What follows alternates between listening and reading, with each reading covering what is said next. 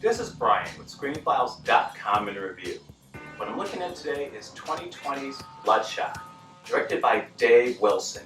And for a Vin Diesel movie, this is pretty clever in some ways.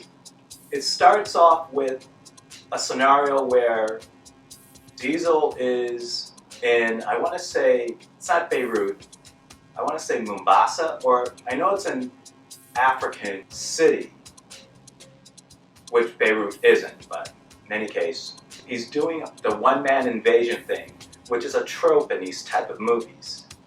But we come to learn that this is a simulation, and he is being brought back to relive it again, and again, for purposes that we're not quite sure of. Though the thing is, no reasons are revealed. It's a little underwhelming because it's stupid, to be totally honest. It doesn't really make sense. But what really works about it is it plays upon the trope of the lone wolf soldier who is virtually invincible and can do no wrong. It works really well in that capacity. And I don't think it's said often enough, but Toby Kebbell is a fucking national treasure. Now, I believe he's British, but he is great in this movie. He's not in it long enough, and we come to learn that the character we initially meet is part of the whole deception that is being played on Vin Diesel's character. But he is such a breath of fresh air. The movie literally comes alive when he starts doing his thing. And I don't want to say what it is that he does, but he's hilarious. He has this energy about him, which is pretty remarkable. And it's not something that's apparent from looking at him. He just kind of does these things. The long and short of it is that Toby Kebbell is based. And he is probably the most persuasive reason to see this movie. Because it's not terrible by any stretch, but it's not great.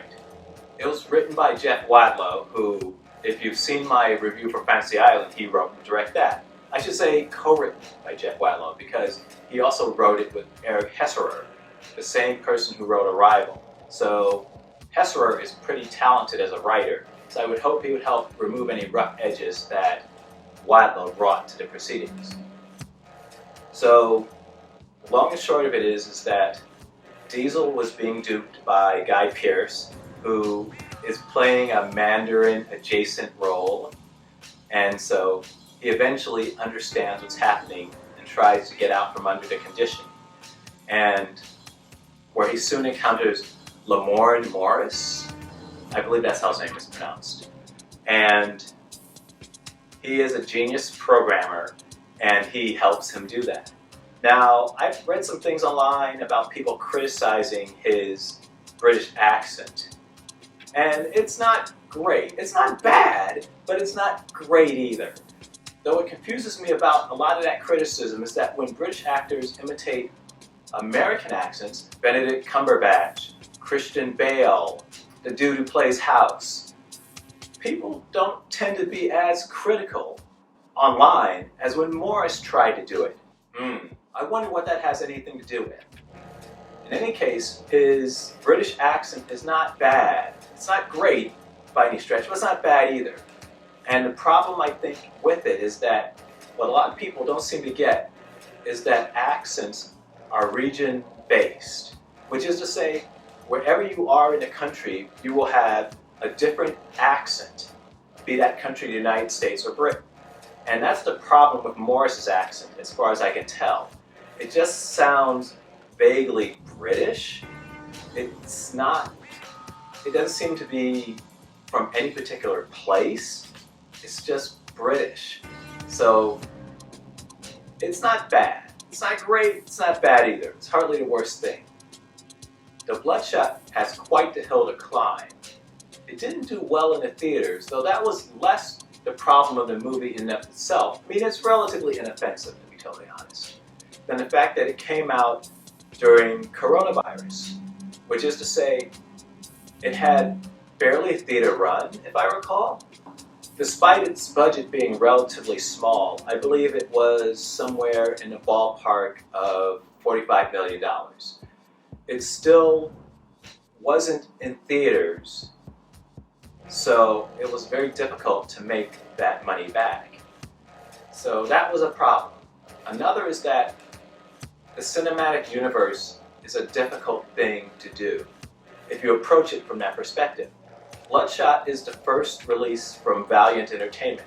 The challenge of a cinematic universe is the idea that a lot of studios forget that the idea is to make a good movie first.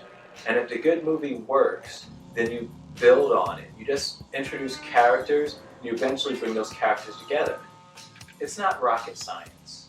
Though how the DCEU, how the Dark Universe have failed in it is kind of, it's a little odd, because as I said, it's not that difficult to do. In any case, Bloodshot was fighting an uphill battle, and frankly, I don't think there's any way that it could possibly succeed under the current circumstances. Though I hope that we would at least see more Valiant characters on screen when things are more normal, when they have a chance to actually build an audience, because this is just not the time for it. As a movie, Bloodshot it's interesting. Oh, and I should also mention that the CGI is surprisingly good.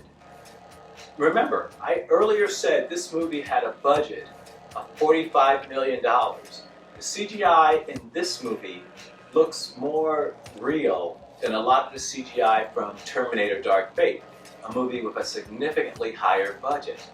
Now, that has a little to do with the fact that the CGI in this movie was of the more distant variety, especially when it came to people, which is to say that the camera would be placed further away, making it look a little more organic and natural. While in the case of Terminator Dark Fate, the CGI was very much heads-on and very tight in some instances, which reveals its flaws. So, Bloodshot was surprising in that way. Though overall, it's enjoyable, though it's a typical Vin Diesel vehicle, which is to say, he gives a very one-note performance, less an actor playing a role than a presence in the movie. He's there, you see him a lot. Either it works for you or it doesn't. He doesn't really bring much to the table other than his Vin Diesel-ness. And that has as much currency as you want it to have. Bloodshot has some interesting ideas and some very good special effects considering the relatively small budget, but at the same time, it's just not enough to differentiate it from everything else. If you were to ask, would someone watch this compared to a Marvel movie or even a DC movie, they would probably take the Marvel movie, assuming that they had not seen it before, obviously. Now, that's not to say that Bloodshot is a bad movie. It's not. As I said, it has its charms. It's well done, it's competently written, and it has moments that are generally interesting. But there's just not enough about it to differentiate it. This is Brian with ScreenFiles.com and Review.